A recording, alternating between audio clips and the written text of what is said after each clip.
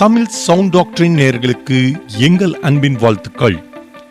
Tamil sound டாக்டரின் என்ற எங்கள் யூடியூப் சேனல் எந்த ஒரு கிறிஸ்துவ ஸ்தாபனத்தையோ எந்த ஒரு போதகரையோ குற்றப்படுத்துவதற்கல்ல, மாறாக வேத சத்தியத்தை புரட்டி பேசும் போதகர்களுக்கு எங்கள் கேள்விகளை வைத்து சத்தியத்தை சத்தியமாகவே போதித்து வருகிறோம்.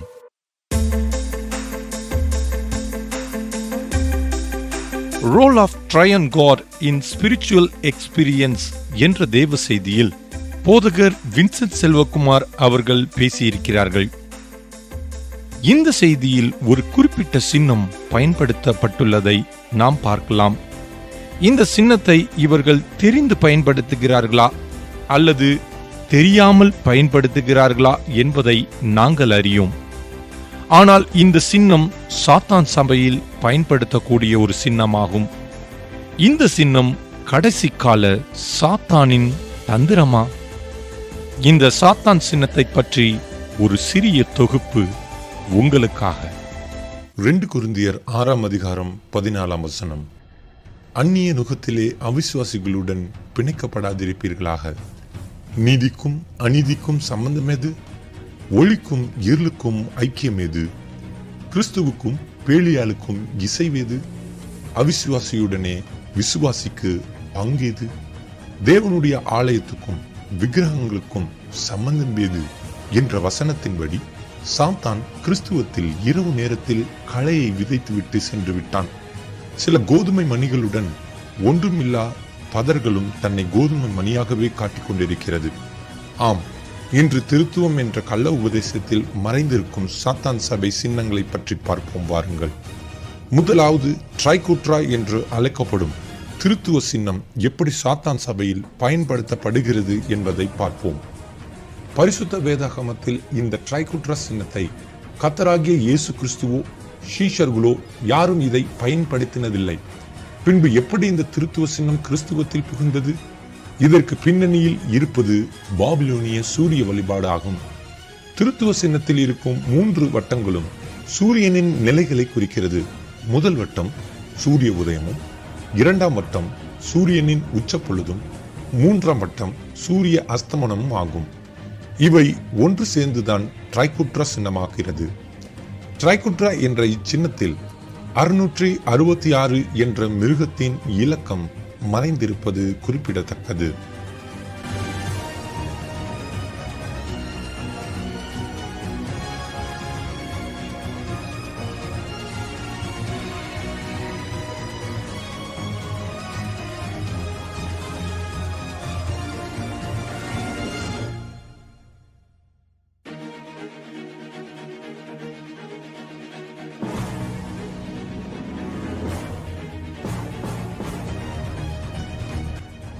ட்ரைகூட்ரா என்ற இச்சின்னத்தை செல்டிக் ஆர்ட் என்று அழைக்கின்றனர்.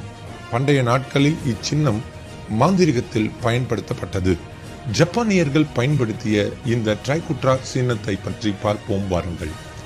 ஜப்பானியர்கள் இந்த ட்ரைகூட்ரா சின்னத்தை மியூசிபி மிட்சுசுகா ஷுவா என்று அழைக்கின்றனர்.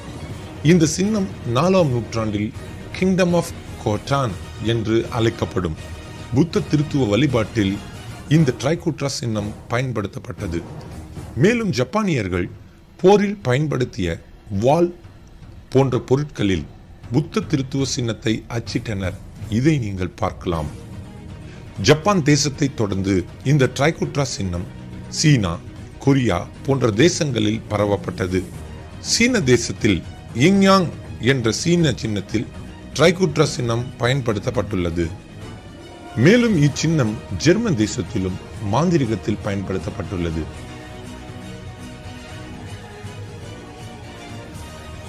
சாத்தான் சபை உறுப்பினர் அலிஸ்டர் க்ரோலி என்பவர் ஜாதகம் பார்க்கும் அட்டைகளை உருவாக்கிய போது த ஹெய்ரோபேண்ட் என்ற அட்டையில் ட்ரைகூட்ரா திருத்துவ சின்னத்தை உருவாக்கினார். நீங்கள் இதை பார்க்கலாம்.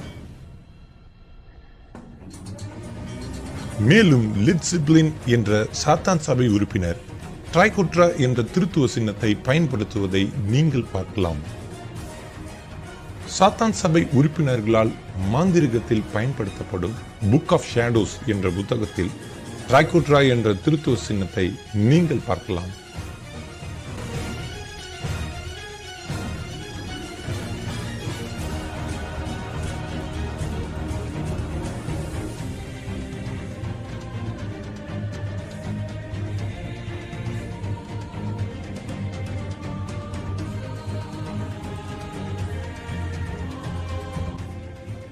The craft a witch book of shadows என்ற மாந்திரிக புத்தகத்தில் சாத்தான் சபை சின்னமான ட்ரைகோட்ரா திருத்துவ சின்னத்தை நீங்கள் பார்க்கலாம். சாத்தான் சபைகளில் பயன்படுத்தப்படும் ஸ்டெர்லிங் சில்வர் ரிங்ஸ் என்று அழைக்கப்படும் சாத்தான் சபை மோதிரங்களில் ட்ரைகோட்ரா என்று அழைக்கப்படும் திருத்துவ சின்னத்தை நீங்கள் பார்க்கலாம்.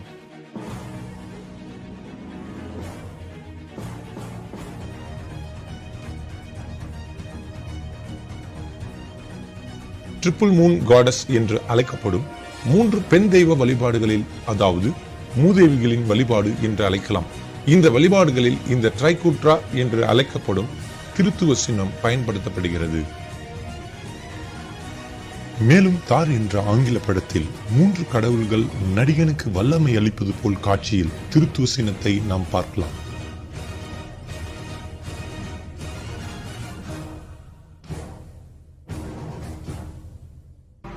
ஆனால் இப்பொழுது கேள்வி ஒன்றுதான்.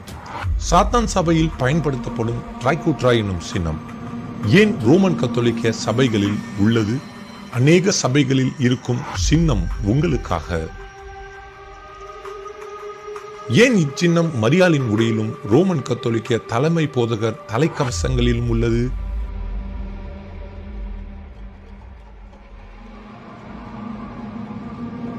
ஏன் இச்சின்னம் பரிசுத்தமாக கருதப்படும் பரிசுத்த வேதாகமத்தின் அட்டைகளில் காணப்படுகிறது?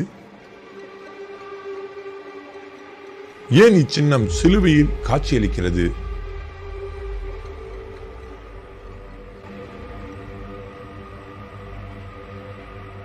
ட்ரைகோட்ரா என்ற திருத்துவ சின்னம் திருத்துவ போதனை வைராக்கியத்தின் காரணமாக ரோமன் கத்தோலிக்க பாதிரியார் செயின்ட் பேட்ரிக் என்பவரால் ரோமன் கத்தோலிக்க சபையில் அறிமுகப்படுத்தப்பட்டது. இவை அனைத்தும் புத்தியில்லா கன்னிகைகளின் அடையாளமா அல்லது திருத்துவம் அந்தி கிறிஸ்துவின் போதனையா? கணக்கு ஒப்புக்கும் காலம் ஒன்று வரும். கர்த்தர் கணக்கு கேட்பார். மனம் திரும்புங்கள்.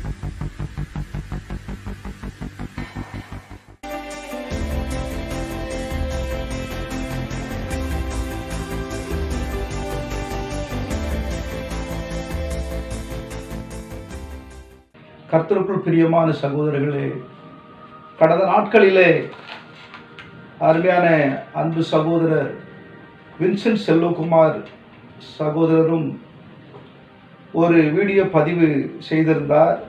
ரோல் ஆஃப் ட்ரினிட்டி காட் என்று சொல்லி அவர்கள் அந்த பதிவிலே பேசின காரியத்தை நான் மிகவும் கவனமாய் கேட்டேன். அந்த செய்தியோட நோக்கமே வரங்களும் நன்மையான வரங்களும் பூரணமான கிருபைகளும் நல்ல திட்டங்களும் எங்கிருந்து வருகிறது என்றுதான் கேள்வி அது. ஆகையினாலே அதை நான் அந்த வீடியோ பதிவை நான் கவனிக்கும் பொழுது கர்த்தருடைய பரிசுத்த நாமத்துக்கு மகிமை உண்டாகட்டும். நான் அந்த பதிவிலே கேட்டதை எனக்கு சில கருத்துக்கள் மனதுக்கு மிகவும் சஞ்சலம் துக்கமாக இருந்தது. ஏனென்றால் நான் ஏற்கனவே சில பதிவுகள் இட்டாலும் இந்த பதிவு சகோதரர் செல்வகுமாரை வருத்தப்படுவதற்காக அல்ல, ஆண்டவரை அறிகிற அறிவு இன்னும் எனக்கு கிடைப்பதற்காக தான் நான் அந்த பதிவை பார்த்தேன். ஆகினால் அங்கே அவர்கள் இருவரும் உட்கார்ந்து பேசுகிறார்கள். ஒவ்வொரு சகோதரர் அவரிடத்தில் கேள்வி கேட்கிறார். நல்ல அனுபவங்களும் நல்ல தரிசனங்களும் யாரிடத்திலிருந்து, பிதாவிடத்திலிருந்து வருகிறதா, குமாரிடத்திலிருந்து வருகிறதா, பரிசுத்த ஆவியினிடத்திலிருந்து வருகிறதா என்ற கேள்விதான் அவர் கேட்கிறார். அதற்கு ஒரு எக்ஸாம்பிளாக அவர் எடுக்கும்பொழுது பேதுருவிடத்தில் ஆண்டவர் இயேசு கிறிஸ்து இருக்கிறார். பேதுருவிடத்தில் சொல்லுகிறார், என் பிதா உனக்கு வெளிப்படுத்தினார் என்று சொல்லும் பொழுது அந்த வார்த்தையை வைத்துதான் அவர் கேட்கிறார். பிதா, குமாரன், பரிசுத்த ஆவி, இந்த 3 பேரிடத்திலிருந்து யாரிடத்திலிருந்து அந்த வரங்கள் வருகிறது, வெளிப்பாடுகள் வருகிறது, தீர்க்க தரிசனங்கள் வருகிறது என்ற ஒரு அர்த்தத்தில் அந்த கேள்வி அமைந்திருக்கிறது. இதை கவனமாய் பார்க்கும்போது அருமையான வின்சென்ட் செல்வகுமார் அந்த சகோதரர் இந்த பதில் கொடுப்பார் என்று எதிர்பார்த்தேன். யாக்கோபு 1:17, நன்மையான எந்த ஈவும் பூரணமான எந்த வரமும் ஜோதிகளின் பிதாவிடத்திலிருந்து வருகிறது. முடிஞ்சு போச்சு. ஜோதியின் பிதாவிடத்திலிருந்து வருகிறது என்றாலே முடிஞ்சிச்சு, அவர் ஒருவர் தான். இவர் அதற்கு விளக்கம் கொடுக்கும் பொழுது பயங்கரமான விளக்கம் கொடுக்கிறார். பிதா ஆதீனத்தில் இருக்கிறது, குமாரனுக்கு கொடுக்கப்படுகிறது, குமாரன் பரிசுத்தாவிற்கு கொடுக்கிறார் என்று 3 ஆள் தத்துவம், 3 நபர் என்ற சொல் 3 ஆளாக்கி 3 பேராக்கி மறுபடியும் சொல்றாரு ஒருவர் கர்த்தர் என்ற அர்த்தத்தில் பேசுறாரு. ஆனா வேத வசனங்கள் அடிப்படையில் அவர் தெளிவா சொல்லியிருந்தாருன்னா ரொம்ப எனக்கு பிரயோஜனமா இருந்திருக்கும். ஆனா நான் அறிந்த அறிவனுடைய விசுவாசத்திற்கு இது மாறாக இருக்கிறதுனால இந்த பதிவை அவரு இந்த பதிவில் அடியனுடைய விசுவாச அறிவை அவர் அறிந்து கொண்டு இதுல தவறு இருக்கிறதா என்று அவரே சொல்ல வேண்டும். ஆண்டவர் சொன்னது ஜோதிகளின் பிதாவிலிருந்து எல்லாம் வருகிறபடினாலே கேள்வி ஒன்றுதான், வரங்களும் தரிசனங்களும் பிதாவிலிருந்து வருகிறதா, குமாரிலிருந்து வருகிறதா, பரிசுத்தாவிலிருந்து வருகிறதா என்றுதான் கேள்வி. ஆனால் அதை நாம் யோசிக்கும் பொழுது உபாகமம் 6:4 வாசிக்கும் பொழுது பிரதான கற்பனை உன் தேவனாகிய கர்த்தர் ஒருவரே கர்த்தர். அப்போ ஒரு கர்த்தரிடத்தில் தான் தரிசனம் வர வேண்டும், வரங்கள் வர வேண்டும். ஏசாயா 9:6 சொல்லுகிறது பாலக நித்திய பிதா. அப்படியானால் பாலக நித்திய பிதா என்று சொல்லும் பொழுது அந்த பாலகனிடத்துல நித்திய பிதா என்று உறுதிப்படுத்தி ஒரு தீர்க்கதரிசி சொல்லுகிறார். அந்த தீர்க்க தரிசனத்தையும் தீர்க்க தரிசியை நாம் விசுவாசிக்க வேண்டும். பாலக நித்திய பிதா என்று சொன்னால் அங்கே ஒருவரிடத்திலிருந்து தான் வரங்கள் வருகிறது என்று நமக்கு உறுதியாகிறது. நானே கர்த்தர் என்ன என்று இரட்சகர் இல்லை. சங்கீதம் 83:16-17 வாசிக்கும் பொழுது பூமி அனைத்தின் மேலும் கர்த்தர் உன்னதமானவர், ஒருவரே கர்த்தர் என்று சொல்லி திட்டவட்டமாக அறிவிக்கப்படுகிறது. அதை விட ஒரு ஆச்சரியமான காரியம் வெளிப்படுத்தல் 1:8 சொல்றாரு, அல்பாவும் உமேகாவும் நானே, முந்தினவரும் நானே, பிந்தினவரும் நானே, இருந்தவரும் இருக்கிறவரும் வருகிறவருமாகிய கர்த்தர் நானே என்று வெளிப்படுத்தப்பட்டு விட்டது. வெளிப்பாடு இல்லைன்னா 3 பேர் 4 பேர் சொல்லிக்கிட்டு போகலாம், தப்பு இல்லை. கர்த்தர் 3 பேரா இருக்காங்க, 4 பேரா இருக்காங்க கூட சொல்லிட்டு போங்க, பிரச்சனை இல்லை. வெளிப்பாடு வந்த பிறகு கூட 3 நபர் என்று நிரூபிக்க அவர் முயற்சிக்கிறார். ஆகையினால பிரியமான தேவனுடைய பிள்ளைகளை, இப்பொழுது இந்த வார்த்தையின்படி கர்த்தர் ஒருவரிடத்தில்தான் தீர்க்க தரிசனங்களும் வரங்களும் வருகிறது. அடுத்தது அருமையான சகோதரர் தெரிவிக்கிறார், 3 பேரும் ஃபார்வர்டு பண்ணிக்கிறாங்களாம் வரங்களை. பிதாவினிடத்திலிருந்து குமாரனிடத்திலிருந்து முத்திரிக்கப்படுகிறதா, குமாரனிடத்திலிருந்து பரிசுத்தாவினுக்கு அனுப்பப்படுகிறதா, அதுக்கு பிறகு அவங்க யோசித்து மக்களுக்கு கொடுக்கிறாங்களாம். பிரியமான தேவனுடைய பிள்ளையே, இந்த அருமையான நாட்களிலே வேதம் சொல்லுகிறது, கர்த்தர் சங்கீதம் 103 சொல்றாரு, கர்த்தரே தேவன் என்று அறியுங்கள். பிலிப்பியர் 2:9 சொல்றாரு, இயேசுவே கர்த்தர் என்று அறியுங்கள். ஏசாயா 9:6 படி பாலக நித்திய பிதா என்று அறியுங்கள். இப்படி ஒரு சத்தியம் இருக்கும் பொழுது இவர் சொல்லுகிறார், பிதாவிடத்திலிருந்து தரிசனங்கள் எல்லாம் அப்படியே 3 பேருக்கு அப்படியே டிரான்ஸ்பர் ஆகுது, பார்வர்டு பண்ணிக்கிறாங்க அப்படிங்கிறார். பாலகன் தான் நித்திய பிதானா எதுக்கு பார்வர்டு பண்ணிக்கணும்? இவர்கள் இந்த அவர் பேசின சில கருத்துக்கள் இதெல்லாம் மனதுக்கு சஞ்சலமும் துக்கமாக இருக்கிறது. ஏனென்றால் கர்த்தருடைய பரிசுத்த நாம் மையப்படட்டும். நல்லா கவனிங்க, பாலகன் தான் நித்திய பிதான பிறகு பிதா குமாரனுக்கு எதுக்கு டிரான்ஸ்பர் பண்ணணும், ஃபார்வர்டு பண்ணணும்? இது இந்த கம்ப்யூட்டர் உலகத்தினுடைய அறிவை வைத்து பேசுகிறார். ஃபார்வர்டு பண்றாங்க 3 பேரும் மாறி மாறி. நான் ஏற்கனவே 33 கோடி என்ற உலக ஐஸ்வர்யமான பக்தியிலிருந்து வந்தவன். நான் மறுபடியும் அவர் 3 பேர் என்று நிரூபிக்கும் பொழுது 3 பேர் என்று அவர் ஆட்கள் ஆள் தத்துவத்தில் தேவத்துவத்தை அவர் விளக்கி காண்பிக்க முயற்சி செய்கிறார், பேசுகிறார். அது எனக்கு பயங்கரமான சஞ்சலத்தை கொண்டு வருகிறது, துக்கத்தை கொண்டு வருகிறது. ஏனென்றால் 3 ஆள் தத்துவம் கொடுக்கும் பொழுது நாம் ஏற்கனவே மும்மூர்த்திகளோடு இருந்தவர்கள் இப்பொழுது மீண்டும் மும்மூர்த்திகள் ஆக்குறாங்களே. வேதம் ஒருவர் என்று சத்தியத்தை தெளிவாக சொல்லுகிறது. 3 பேர், 3 நபர், பிதா, குமாரன், பரிசுத்த ஆவி, 3 ஆட்கள், 3 தத்துவங்கள் எப்படி என்று சொல்லி எவ்வளவு செய்தி கொடுத்தாலும் எவ்வளவு ஊழியங்கள் நடந்தாலும் கர்த்தர் ஒருபோதும் அந்த பிரதான கற்பனையை அவருடைய வைராகியத்தை விட்டுக் கொடுக்க போறதில்லை. இஸ்ரவேலுக்கு தேவனாய் கர்த்தர் ஒருவரே கர்த்தர். இது அக்கினியிலிருந்து, சீனாய் மலையிலிருந்து கொடுக்கப்பட்ட ஒரு பயங்கரமான கட்டளை. அந்த கட்டளை ஒருபோது ஆண்டவர் மாற்ற போறதில்லை. 3 பேர் சொல்லிட்டு அப்புறம் ஒருவர்னு சொல்றது, இது உண்மையாலுமே என்னுடைய ஆவியை கலங்கடித்து மீண்டும் விக்கிரக ஆவிக்கு கொண்டு போகிற ஒரு காரியமாய் தென்படுகிறது. அவர் சொன்னார், என்னை அன்றி உனக்கு வேறே தேவர்கள் வேண்டாம் என்று சொல்லி, என்னை அன்றி வேறே ரட்சகர் இல்லை என்று சொல்லுகிறார். அப்படி சொல்றது அவர் அன்னைக்கே சொல்லி இருப்பாரு. நான் பிதா, என் ரட்சகர் வந்து என் குமாரன் வருவான்னு அன்னைக்கே சொல்லி இருப்பாரு. குமாரன் அவர் எங்கேயுமே சொல்லல, நான் ரட்சகர். இப்படிப்பட்ட தத்துவங்கள் மத்தியிலே 3 பேர் ஃபார்வர்ட் பண்ண முடியவே முடியாது. ஒரே கர்த்தர் 3 தத்துவங்களில், 3 நிலைகளில், 3 பரிமாணங்களில், 3 பதவிகளில் ஒருவர் வகிக்கிறார். இதுதான் சத்தியம். அல்போமேக சத்தியத்துக்கு வந்தாகணும். கடைசியில வெளிப்பாடு பெற்றுக்கொள்ள வேண்டும். அதுக்கு அடுத்தபடியாக வேதம் சொல்லுகிறது, அவர் ஒரு கருத்தை தெரிவிக்கிறார். என்னவென்றால், ஆதீனம் என்று, பிதாவுடைய ஆதீனத்தில் இருக்கிறது இந்த செய்திகள் யாவும், இந்த திட்டங்கள் யாவும் என்று சொல்லுகிறார். பிரியமானவர்களே, ஆதீனம் என்பதற்கு அவர் அதை விளக்கி சொல்லியிருந்தால் நல்லா இருந்திருக்கும். ஆதீனம் என்றால் பவர். அந்த பவர் வந்து என்ன நடக்கிறது?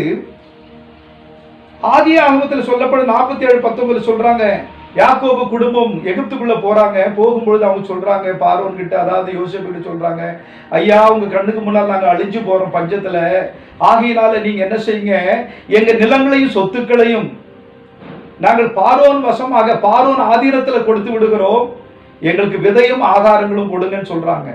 அப்ப ஆதீனம் என்றால் என்ன? இவர்களுடைய நிலங்கள் இவர்களுக்குரியதுதான். அதற்குரிய பவரை பார்வோன் கிட்ட கொடுத்துடுறாங்க.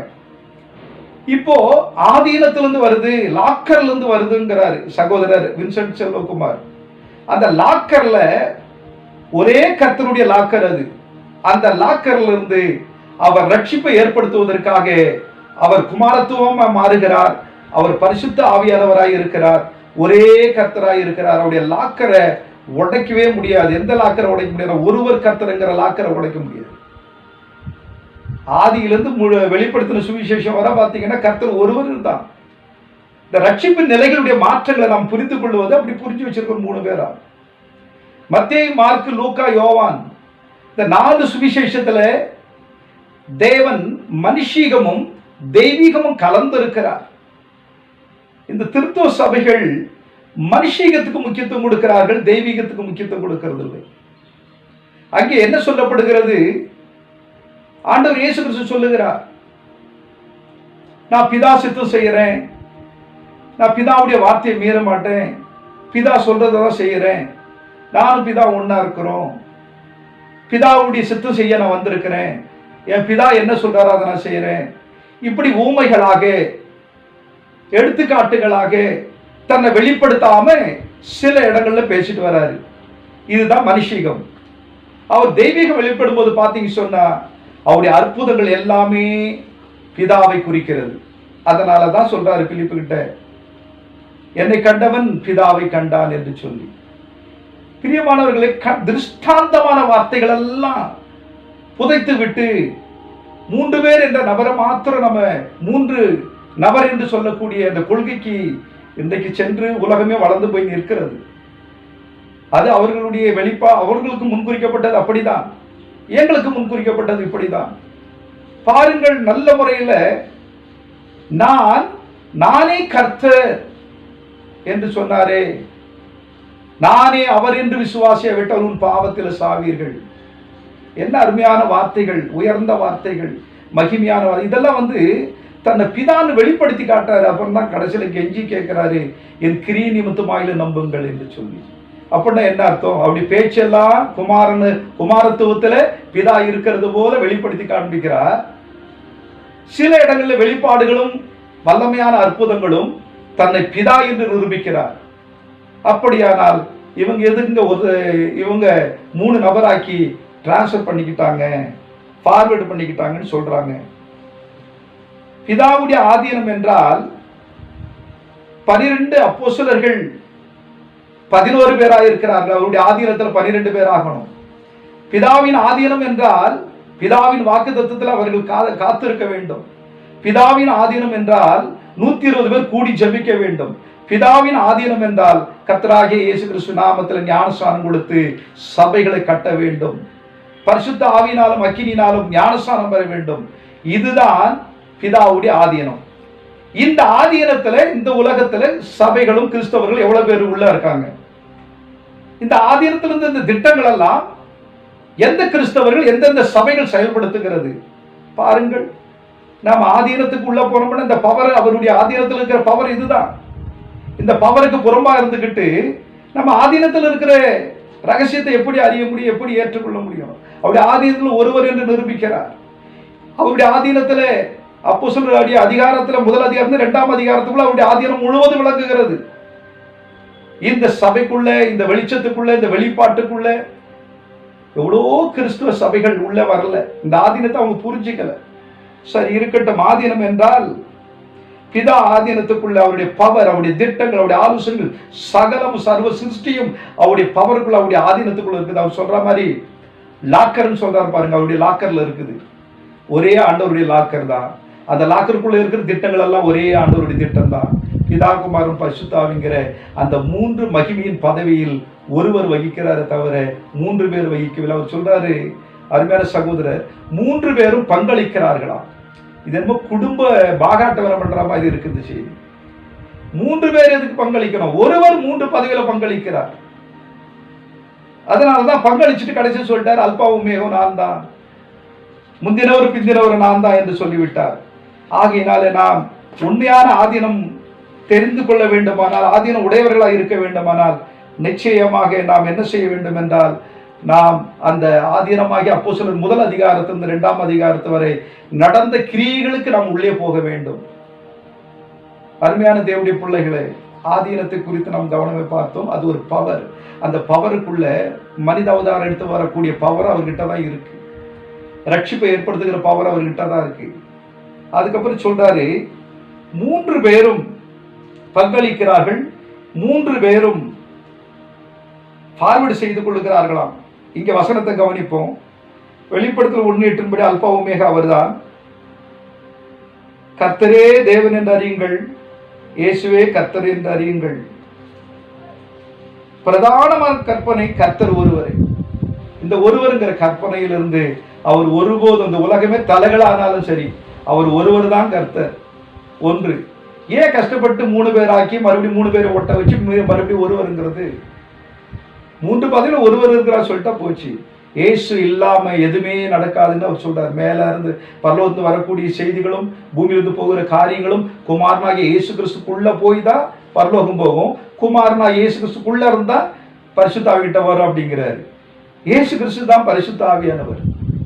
தேவன் ஆவியா இருக்கிறார், கர்த்தர் ஆவியா இருக்கிறார். இயேசு கிறிஸ்து பரிசுத்த ஆவியில தான் உண்டாக்கப்படுறாரு.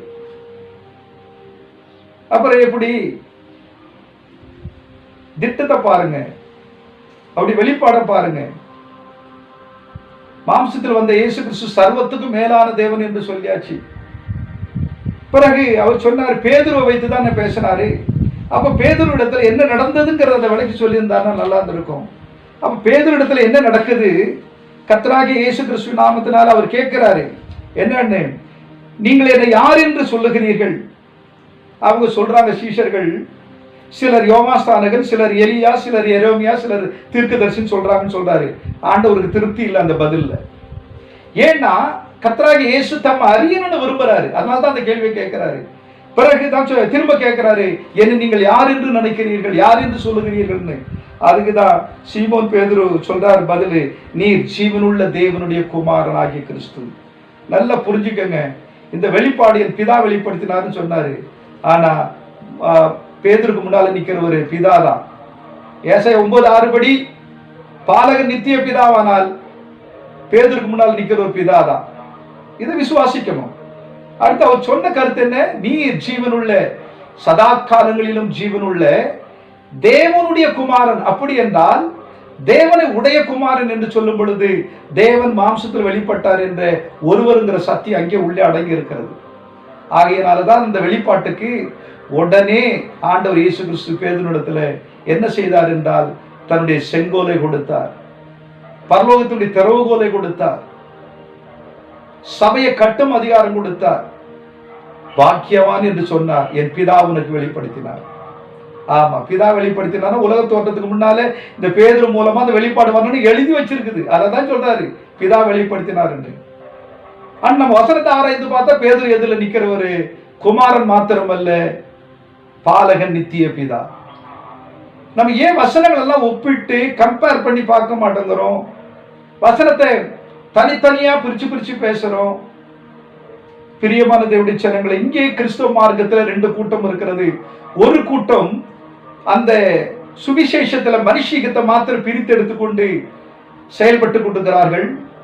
ஒரு கூட்டம் அந்த மனுஷீகத்தையும் தெய்வீகத்தையும் ஒப்பிட்டு பார்த்து கர்த்தர் ஒருவர் என்றும் சத்திய வசனங்களுடைய வெளிப்பாடுகள் ஒருவர் என்று நிரூபிக்கிறது என்றும் விசுவாசித்து ஊழி செய்து கொண்டிருக்கிறார்கள். அன்பு சகோதரர்களே, ஒரு காலமும் தயவு செய்து மூவர் என்று விசுவாசிக்காதீர்கள். 3 பதவியில ஒருவர் இருக்கிறார் என்று விசுவாசிகள். ஏனென்றால் கர்த்தராகிய இயேசு கிறிஸ்து அந்த பிரதான கற்பனைக்கு ஒருபோதும் தன்னை விட்டுக் கொடுக்க மாட்டார். அதே நேரத்தில் கர்த்தர் என்ற நாமத்தில் பழைய ஏற்பாட்டு காலத்தில் ரட்சிப்பு நடந்தது. புதிய ஏற்பாட்டு காலத்தில் இயேசு என்ற நாமத்தில் ரட்சிப்பு நடந்து கொடுக்கிறது. அந்த இயேசுங்கிற நாமத்தை இன்றைக்கு நாம் அதை புறக்கணித்து செயல்பட்டு கொண்டிருக்கிறோம். கர்த்தர் இயேசுதான் கர்த்தர்னு பைபிள் சொல்லுது. ஆனால் கர்த்தராகிய இயேசு, பரிசுத்த ஆவியானவர் கிறிஸ்து 3 பரிமாணங்களில் இருந்தாலும் அவர் ஒருவர் என்பதை தெளிவாக விளக்குகிறார். ஏசாயா முழுவதும் படித்து பாருங்கள். பழைய ஏற்பாட்டு காலங்களில் எல்லாவற்றையும் கவனித்து பாருங்கள். ஆபிரகாம் மூவர் என்று விசுவாசித்திருந்தாங்க. குழந்தை பாக்கியமே கிடையாது, வாக்குத்தத்தமே கிடையாது. பழைய ஏற்பாட்டு தீர்க்கதரிசிகள் எல்லாருமே மூவர் என்று விசுவாசிக்கவில்லை. கர்த்தர் ஒருவர் தீர்க்க தரிசனங்களை நமக்கு சொல்றாருன்னு சொல்லிட்டு இருந்தாங்க. புதிய ஏற்பாட்டு கலியுகம் மூவர் என்று பிரித்து கொண்டிருக்கிறது. மூவருங்கிறது ரோமன் கத்தோலிக்க மார்க்கத்தில் கூட பிதா சுதன் பரிசுத்த ஆவி திரியேக கடவுளுங்கிறாங்க. நம்ம எல்லாம் பெந்தகோஸ்தே சபைன்னு சொல்றோம். நாமும் பிதா குமாரன் பரிசுத்த ஆவி 3 பேரா இருக்காங்கிறோம். ரோமன் கத்தோலிக்க நமக்கு வித்தியாசம் இல்லாம பழகி ஓடிக்கிட்டு இருக்கிறோம். பிரியமான தேவனுடைய பிள்ளைகள், இந்த நாட்களில் இந்த செய்தி மூலமாக நல்ல அறிந்து கொள்வதற்கு ஒரே ஒரு காரியம், தேவனாகிய கர்த்தர் ஒருவர் தான் கர்த்தர். பிதா குமாரன் பரிசுத்த ஆவி என்பது 3 பதவிகள்.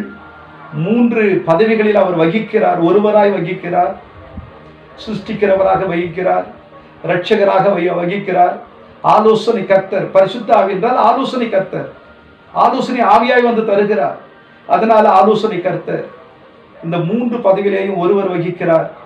ஆகினால இந்த உலகமே தலைகளை புரண்டாலும் அந்த சீனாய் மலையில அக்னியில என்னை என்று உனக்கு வேறு தேவர்கள் வேண்டாம் என்று சொன்ன அந்த வார்த்தையின்படி இயேசு கிறிஸ்து மனித அவதாரத்தில் பிசாசுகிட்ட சொல்றாரு, உன் தேவனாகிய கர்த்தரை படித்து கொண்டு அவர் ஒருவருக்கே ஆராதனை செய்வாயாக. ஏன்னா தத்துவங்களையும் டாக்டரினை எல்லாத்தையும் சுக்குநூறா உடைச்சி வேதத்தையே குழப்பறது பிசாசு தானே. அதனால்தான் பிசாசுகிட்ட சொல்றாரு, உன் தேவனாகிய கர்த்தர் ஒருவரை படித்து கொண்டு ஒருவருக்கு ஆராதனை செய்.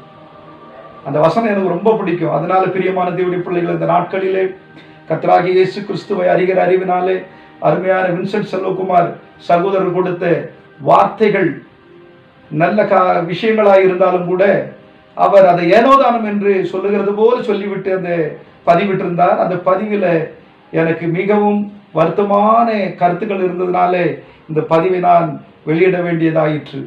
ஆகினால அவருக்காக அல்ல, இன்னும் எங்களுடைய திருச்சபைகளில் கர்த்தருடைய பிள்ளைகள் எல்லாரும் அந்த ஒருவர் என்ற அந்த கர்த்தருடைய சத்தியத்தை சரியாய் அறிந்து 3 மகிமையை நாங்கள் இன்னைக்கு மகிமைப்படுத்துறோம். பிதா, குமாரன், பரிசுத்தாவிங்கிற அந்த 3 மகிமையை நாங்கள் மகிமைப்படுத்துறோம். அந்த 3 மகிமையை விசுவாசிக்கிறோம்.